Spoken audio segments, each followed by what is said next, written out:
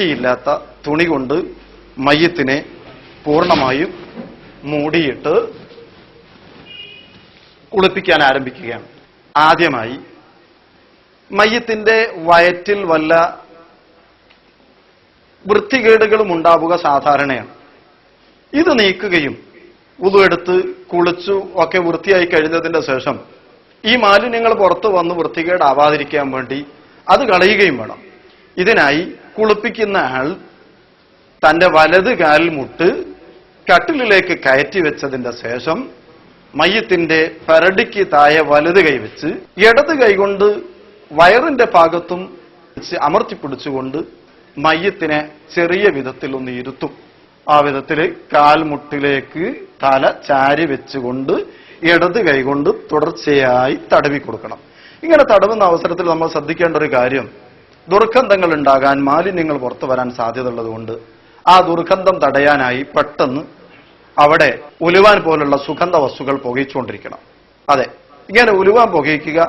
സഹായത്തിന് നിൽക്കുന്ന ആള് വെള്ളം തുടർച്ചയായി ഒഴിച്ചുകൊണ്ടിരിക്കുകയും ചെയ്യുക. അപ്പം വെള്ളം ഇങ്ങനെ തുടർച്ചയായിട്ട് ഈ ഭാഗത്ത് ഒഴിക്കുക, തുടർച്ചയായിട്ട് കൈകൊണ്ടിട്ട് അല്പം അമർത്തിക്കൊണ്ട് തന്നെ തടവുകയും ചെയ്താൽ മാലിന്യങ്ങൾ പുറത്തു വരും. അടുത്ത് വെച്ച് തന്നെ പുകഞ്ഞുകൊണ്ടിരിക്കുകയും ചെയ്യണം. ആ കാര്യം നിർത്തുകയും മയ്യത്തിനെ പൂർവാവസ്ഥയിൽ തന്നെ കിടത്തുകയും വേണം. കിടത്തിയതിന്റെ ശേഷം ഇനി ഇവിടെ മയ്യത്തിന്റെ വയറ്റിൽ നിന്ന് വന്ന മാലിന്യങ്ങൾ ഉണ്ടാകും കട്ടിലിലും ശരീരത്തിലുമായി.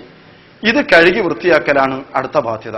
ഇതിനു വേണ്ടി നേരത്തെ ഒരുക്കി വെച്ച ക്ഷീരക്കഷ്ണം എടുത്ത് ഇടത് കൈയിൽ ചുറ്റിയിട്ട് ഈ കൈകൊണ്ട് മയ്യത്തിന്റെ മുദ്വാരവും പിന്ദ്വാരവും ഉൾപ്പെടെയുള്ള ആ ഭാഗങ്ങൾ കഴുകി വൃത്തിയാക്കി കൊടുക്കണം.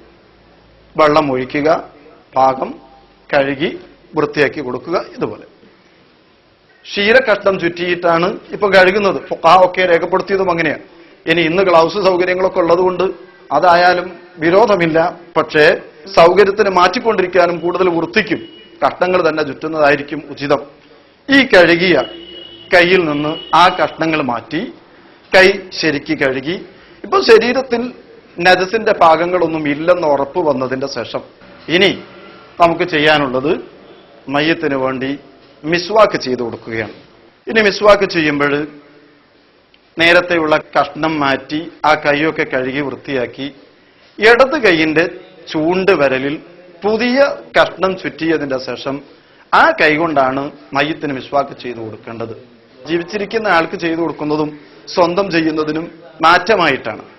ഇടത് കൈയിന്റെ ചൂണ്ട് വിരലിൽ കഷ്ണം ചുറ്റിക്കൊണ്ട് മയ്യത്തിന് മിസ്വാക്ക് ചെയ്തു കൊടുക്കും. ഒരു ചടങ്ങ് എന്ന വിധത്തിൽ മയ്യത്തിന്റെ തല അല്പം ചെരിച്ച് വെച്ചുകൊണ്ട് അല്പം വെള്ളം ചേർത്തി തുടച്ച് എടുക്കുന്ന രൂപമാണ് ഈ മിസ്വാക്ക് കൊണ്ട് ഉദ്ദേശം. ഇത്രയുമുണ്ട്. അകത്തേക്ക് വെള്ളം കടക്കൽ ഒഴിവാക്കണമെന്നർത്ഥം. ഇങ്ങനെ മിസ്വാക്ക് ചെയ്തു കൊടുത്തതിന്റെ ശേഷം ഇനി ഇടത് കൈയിന്റെ ആ കഷ്ണം മാറ്റിയിട്ട് ഇടത് കൈയിന്റെ ചെറുവിരലിൽ മറ്റൊരു കഷ്ണം ചുറ്റി മയ്യത്തിന്റെ മൂക്ക് ദ്വാരങ്ങളിലുള്ള വൃത്തികേട് നീക്കണം. ഇതാണ് കുളിയുടെ അടുത്ത രൂപം. മൂക്കിന്റെ രണ്ട് ദ്വാരങ്ങളിലുള്ള വൃത്തികേടുകൾ ചെറിയ വിരലിൽ തുണി ചുറ്റിക്കൊണ്ടിട്ട് നീക്കിയെടുക്കുക.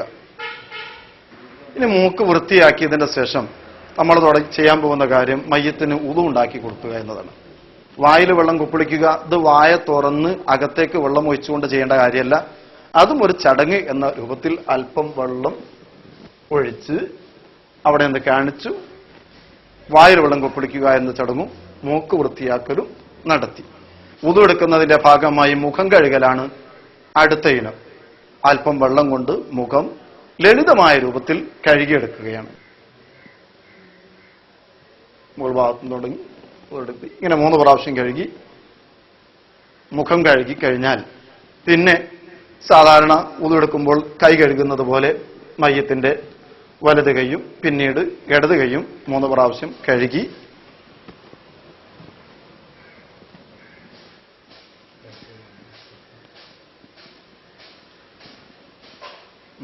ഇടത് കൈയും കഴുകി അഷ്ഹദു അല്ലാ ഇലാഹ ഇല്ലല്ലാഹു വഅഷ്ഹദു അന്ന മുഹമ്മദർ റസൂലുള്ളാഹ് കൈ കഴുകി തല തടവി 3 പ്രാവശ്യം തലയും തടവി കാത് തടവി രണ്ട് കാലും കഴുകി ഇങ്ങനെ മയ്യത്തിന് പൂർണ്ണമായ ഒരു ഉളു എടുത്തു കൊടുക്കണം. ആ ഉളുവിന്റെ ശേഷം ദുആ സുന്നത്താണ്. ഉളു കഴിഞ്ഞിട്ട് നാം സാധാരണ ഉളു എടുത്തു കഴിഞ്ഞാൽ ഖിബ്ലക്ക് അഭിമുഖമായി നിന്ന് അശ്ഹദു അല്ലാ ഇലാഹ ഇല്ലല്ലാഹു വഹ്ദഹു ലാ ശരീക ലഹു വഅശ്ഹദു അന്ന മുഹമ്മദൻ അബ്ദുഹു വറസൂലുഹു അല്ലാഹുമ്മ ജഅൽനി മിനത് തവ്വാബീന വജഅൽനി മിനൽ മുതതഹിരീന എന്നാണ് സാധാരണ നാം ദുആയിൽ പറയാറ്. എന്നാൽ മയ്യിത്തിന് വേണ്ടിയുള്ള വുളുവിന്റെ ശേഷം അല്ലാഹുമ്മ ജഅൽഹു മിനത് തവ്വാബീന വജഅൽഹു മിനൽ മുതതഹിരീന വജഅൽഹു മിൻ ഇബാദിക സ്വാലിഹീൻ സുബ്ഹാനകല്ലാഹുമ്മ വബിഹംദിക അശ്ഹദു അല്ലാ ഇലാഹ ഇല്ലാ അൻത അസ്തഗ്ഫിറുക വഅതൂബു ഇലൈക് എന്ന ദിക്ർ അത് 3 പ്രാവശ്യം ചൊല്ലൽ സുന്നത്തുണ്ട്. അങ്ങനെ വുളു കഴിഞ്ഞു. ഇനി മയ്യത്തിന്റെ ശരീരത്തിൽ നിന്ന് വല്ല മാലിന്യങ്ങളും പുറത്തു പോവുകയോ അന്യ സ്ത്രീ പുരുഷന്മാർ തൊടുന്ന സമയത്ത് വുളു മുറിയുന്ന പ്രശ്നമൊക്കെ ജീവിച്ചിരിക്കുന്ന കാലത്തുണ്ടല്ലോ, ഇതുപോലെ എന്തെങ്കിലും കാര്യങ്ങൾ ഉണ്ടായാൽ അതുകൊണ്ടൊന്നും മയ്യത്തിന് നാം ഇപ്പോഴുണ്ടാക്കി കൊടുത്ത വുളു ഒരു കാരണവശാലും മുറിയുന്നതല്ല. വളരെ ഭദ്രമായ വുളുവാണ് എന്നർത്ഥം. വുളു ഉണ്ടാക്കി കൊടുത്തു. ഇനി